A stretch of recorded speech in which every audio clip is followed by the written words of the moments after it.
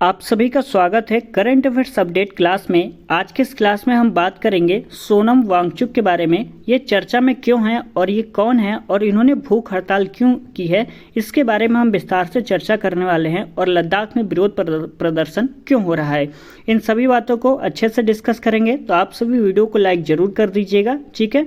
तो चलिए आज की क्लास को स्टार्ट करते हैं।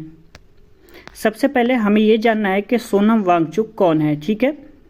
जो पॉइंट हाईलाइट किया हुआ है उस पर आप सभी को ध्यान देना है। तो 1966 में जन्मे सोनम वांगचुक एक मैकेनिकल इंजीनियर और Himalayan institute of alternatives Ladakh के निदेशक हो जाएंगे। वह वर्ष 2018 में मैग्सेसे पुरस्कार के प्राप्तकर्ता थे। वांगचुक के व्यक्तित्व ने 2009 की फिल्म 3 इडियट्स में आमिर खान द्वारा निभाए गए फुनसुक वांगडू के काल्पनिक चरित्र को इन्होंने प्रेरित किया था, ठीक है। इनका जन्म कब हुआ था? 1966 में। और यह एक मैकेनिकल इंजीनियर और Himalayan institute of alternatives Ladakh के निदेशक थे और 2018 में इन्हें मैग्सेसे पुरस्कार इन्हें प्राप्त हुआ था।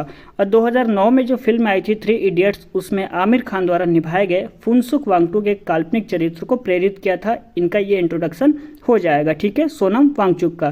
तो उम्मीद करते हैं आपको पता लग गया होगा कि सोनम वांगचुक कौन है। तो अब ये देख लेते हैं कि लद्दाख में क्यों भड़का विरोध प्रदर्शन, ठीक है। लिखा हुआ यहाँ पे लद्दाख में विरोध प्रदर्शन के केंद्र में 4 मांगे हैं। कौन कौन सी मांगे हैं वो देख लेते हैं। राज्य का दर्जा, आदिवासी दर्जा, स्थानीय लोगों के लिए नौकरी में आरक्षण और लेह और कारगिल जिलों के लिए एक संसदीय सीट। इसलिए लद्दाख में जो विरोध प्रदर्शन हो रहा है, ठीक है, इनकी 4 मांगे हैं। कौन कौन सी? राज्य का दर्जा, आदिवासी दर्जा और स्थानीय लोगों के लिए नौकरी में आरक्षण और लेह और कारगिल जिलों के लिए एक संसदीय सीट की मांग की जा रही है, ठीक है। चलिए अब बात कर लेते हैं सोनम वांगचुक भूख हड़ताल पर क्यों बैठे हुए हैं, ठीक है। लद्दाख के सोनम वांगचुक राज्य का दर्जा और 6ठी अनुसूची लागू करने की मांगों को लेकर भूख हड़ताल पर बैठे हैं। तो अभी पता लग गया क्यों भूख हड़ताल पर बैठे हैं। तो राज्य का दर्जा और 6ठी अनुसूची लागू करने की मांग को लेकर भूख हड़ताल पर यह बैठे हुए हैं। लद्दाख के प्रमुख नव प्रवर्तक सोनम वांगचुक ने बुधवार को लेह में 21 दिवसीय विरोध उपवास शुरू किया था। चलिए आगे देख लेते हैं। केंद्र शासित प्रदेश लद्दाख के लिए पूर्ण राज्य के दर्जे की मांग को लेकर 6 सदस्यीय डेलीगेशन की केंद्र सरकार के साथ बातचीत फेल हो गई है। लद्दाख की सिविल सोसाइटी के नेताओं ने सोमवार को दिल्ली में गृह मंत्री अमित शाह से मुलाकात के बाद बताया था कि उनकी बातचीत नाकाम रही और बातचीत नाकाम रहने के बाद एक बार फिर बुधवार को प्रदर्शन की शुरुआत हो गई। लद्दाख में हो रहे प्रदर्शन को लेकर एनडीटीवी ने सामाजिक कार्यकर्ता सोनम वांगचुक से बात की है, ठीक है। चलिए आगे बात कर लेते हैं। यहाँ पे लिखा हुआ है एनडीटीवी से बात करते हुए सोनम वांगचुक ने कहा कि 3 फरवरी को लद्दाख की 1/3 आबादी ने लेह में प्रदर्शन कर लद्दाख में लोकतंत्र को बहाल करने की मांग की थी। साथ ही लद्दाख को संरक्षित करने की अपील की थी। इसके बाद सरकार के साथ 3 बार बातचीत हुई लेकिन वो असफल रही, ठीक है। सरकार के साथ 3 बार बातचीत हो चुकी है लेकिन वो असफल रही है और सरकार ने हमारी लगभग सभी मांगों को मानने से इनकार कर दिया है। ये सोनम वांगचुक ने एनडीटीवी से बात करते हुए कहा है, ठीक है। यहाँ पे आपको देखने को मिल जाएगा, लिखा हुआ है। चलिए अगला पॉइंट बात कर लेते हैं। पूरा देश हमारा समर्थन करेगा, ये सोनम वांगचुक ने कहा है।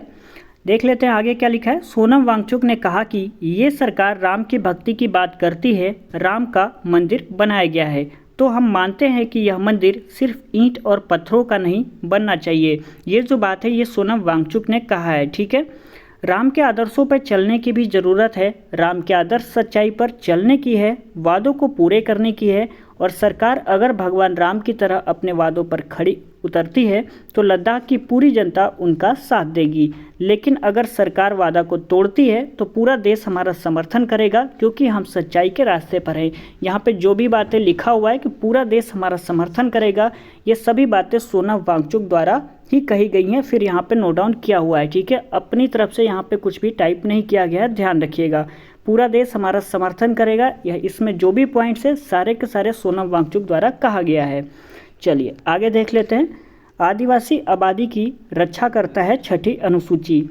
लिखा हुआ है संविधान के अनुच्छेद 244 के तहत 6ठी अनुसूची आदिवासी आबादी की रक्षा करता है। इस अनुसूची से भूमि, सार्वजनिक स्वास्थ्य और कृषि पर कानून बनाने के लिए स्वायत्त विकास परिषदों के निर्माण की अनुमति मिलती है। अब तक असम, मेघालय, त्रिपुरा और मिजोरम में 10 स्वायत्त परिषदें मौजूद हैं। ठीक है, तो अभी आपको क्या पता लगा, संविधान के अनुच्छेद 244 के तहत छठी अनुसूची आदिवासी आबादी की रक्षा करती है। इस अनुसूची से भूमि, सार्वजनिक स्वास्थ्य और कृषि पर कानून बनाने के लिए स्वायत्त विकास परिषदों के निर्माण की अनुमति मिलती है।